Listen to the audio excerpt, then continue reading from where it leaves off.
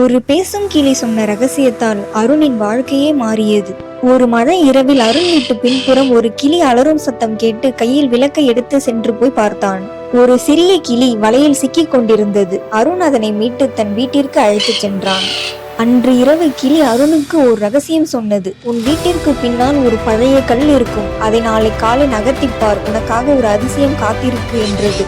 மறுநாள் காலை கிளி வழிகாட்ட அருண் ஆர்வமுடன் அதன் பின்னே சென்றான். அங்கு இருந்த ஒரு பழைய கல்லை நகர்த்திய போது அதன் கீழ் ஒரு தங்க நாணயம் மின்னியது. அருண் அதிசயத்தோடு கிளியை பார்த்தான். அன்றிலிருந்து தினமும் அவனுக்கு ஒரு தங்க நாணயம் கிடைத்தது. அருணின் வீடு அழகாக மாறி அவனின் குடும்பத்தினர் செல்வந்தர்களாய் மாறினர்.